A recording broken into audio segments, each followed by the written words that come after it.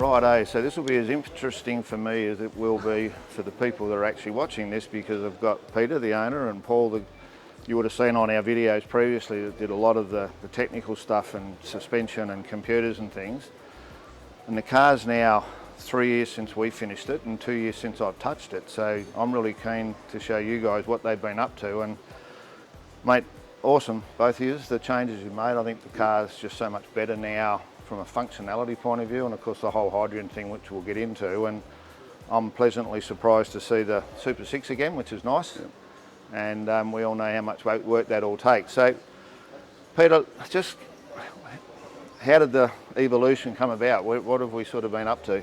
Oh look, right from the beginning, when we first started the build, and we spoke even before we started on the car, I wanted a car that drove as good as it looked.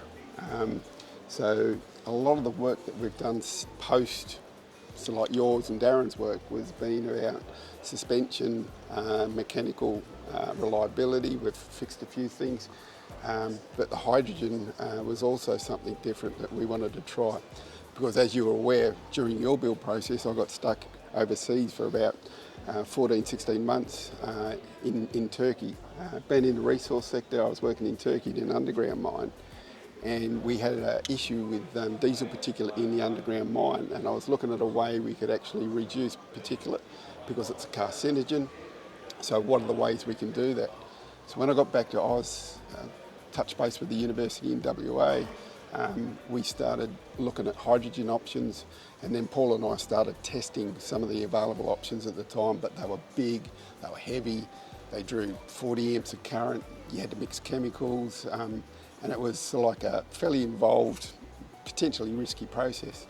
So that didn't fly, so we looked at other options. So technology's always on the improve.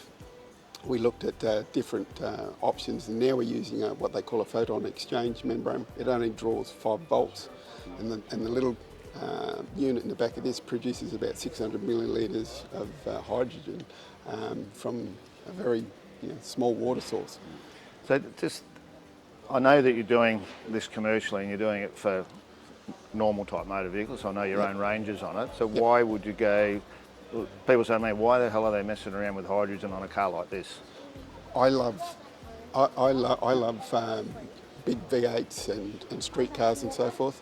So what I was trying to do here is, I don't like the push with EVs to the point where it can potentially kill off an entire industry. The mechanics and the mechanical process associated with hydrogen in its engine doesn't change. You still need mechanics, you still need diff guys, transmission guys, all of that. So all of those skills and industries with a traditional combustion engine don't die. If we keep pushing with EVs, they all die. And I also understand EVs, that the minerals and the things that go into them aren't as probably friendly as what people think they are either. Don't get me started. So Paul, obviously you got the job then. You then had to try and plumb this stuff in. Yeah, so we obviously did testing on other cars before straight into this car. So we wanted to ensure that the system was going to work, do what we thought we could achieve.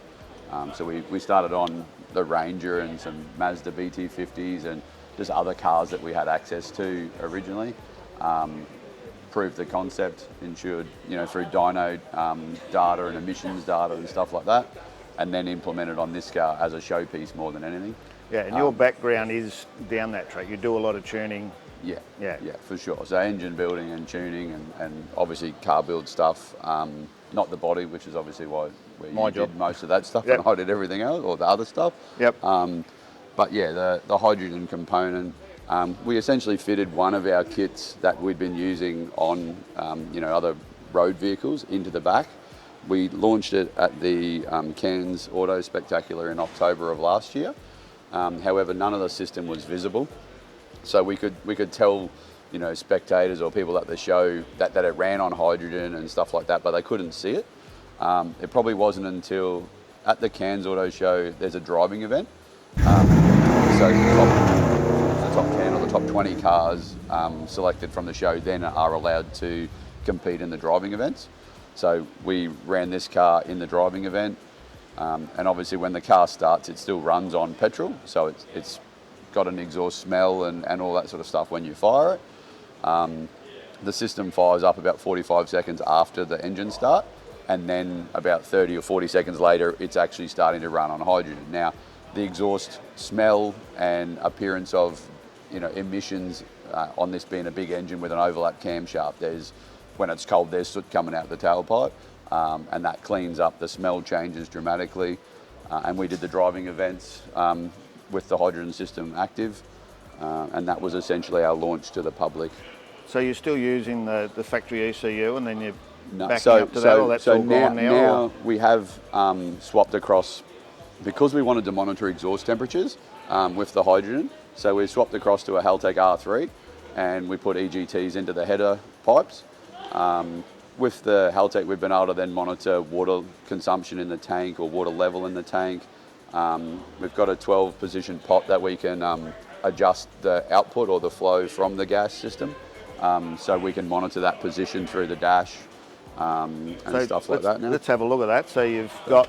so it's got a UC10, a Haltech UC10 fitted. We've been able to program it, obviously, to show our company logo, and then from the company logo, we've kept the FG sort of setup, which you fitted obviously originally. So basically looks as if it's the FG. It'll come on in a second. Yep. So yeah, there's your FG basic layout. So it still sort of mirrors what was in there. And then with a touch of a button, we can flip it across to like a hydrogen page with our EGTs. Obviously the engine's not running, so we don't see any of the temperatures at the moment, but when it's running, they're all on display, and we can then monitor.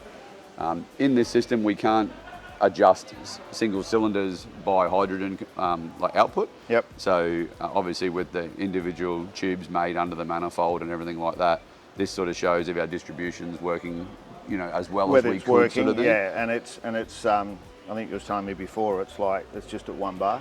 Yeah, well, so essentially, we just have atmospheric pressure. So it's not 1 bar of positive pressure, it's actually just atmospheric. Yep. So we still use the vacuum of the intake manifold that draws the gas in, the same as it would a carburetted engine or drawing the petrol in. So the unit that drives that... Hydrogen. You're kidding. Yeah, so that's everything there now made visible. So we debuted in Rockhampton with that boot trim and adjustments and stuff like that. So the system was always in that left rear quarter panel, but none of it was visible. So we've sort of isolated each item out of the kit so you can, basically we can explain a bit more about how it works. We have an aluminium tank. It doesn't need to be aluminium, it's only holding water. So a windscreen washer, bottle and pump basically. The pump then pumps the water through the PEM, which is the proton exchange membrane. That's where it actually starts to split the water, obviously, into hydrogen and oxygen. And then there's a bubbler, and from the bubbler, the gas runs into the engine. So Very good. So suspension-wise, I know you've changed springs and all sorts of stuff to... Yeah, so when we did the engineering test at Lakeside, it would hang the front wheels in the air on cornering, so you could feel a bit of patter of the tyre actually not in contact with the road. So we put an inch longer travel shock in the front, and then to sort of keep it uniform, we actually did the same in the rear. So it has the same, there's 6 shock absorbers that are all exactly the same now, front to rear. Obviously with the 4 coil springs in the rear, the spring rate's considerably reduced. But yeah, it's new springs, everything's been painted the same colour. It used to have a chrome spring, obviously because the rear end all was from Kuegel, so the shocks and springs all stayed the same until Rockhampton. So all of this suspension stuff came from essentially aftermarket, one thing fits everyone, and now you've fine-tuned that's right. to Yeah, make so it work. obviously I had the RodTech front end, so they'd supplied the shock, and we'd obviously had our own springs in the front, but we took the RodTech shock out. We did do some stuff as well. It's got an F-series front hub on it now to change the scrub radius of the front for the suspension. So it's re-drilled from the 6-stud F-series down to suit. So you don't see any of that, but essentially the BA or BF hub that was on the RodTech front end's gone, and we've used a larger offset F-series hub on it. So now, so for people to understand a bit, you've also got a background with supercars. Yeah, I've got a background in lots of stuff, but yeah, there's not too many things I haven't had a crack at. But yeah, supercars and and that's mainly suspension. I ran the sub-assembly department at a race team, so I did basically after a race event, the mechanics dismantle the car, and then all of the individual items come into the sub-assembly room, and yeah, so rebuild everything. So uprights, you know, radius rods, suspension arms, brake calipers, everything, transmissions. Yeah, the differentials in the transmission in a supercar now. But yeah, we weren't not allowed to do anything engine related now. The engines go back to an engine supplier. But most of the rest of the car, although there's a rule book and everything needs to be a certain length or this or that, we can free up wheel bearing loads. We can do. There's still a smart person can do lots of stuff there that yeah. So it just depends on time and stuff like that. But so there you go, guys. So these show cars, trailered cars that never get driven. Yeah. Peter always said he'd drive it. Yeah, and he does drive it, yeah. and I've seen some videos of it, and I'm sure we'll see it get driven some more. So thanks for your time, guys. No Good problem. luck Thanks with the Hydro Auto Tech. I'll read off his shirt here. Good as gold. Yeah.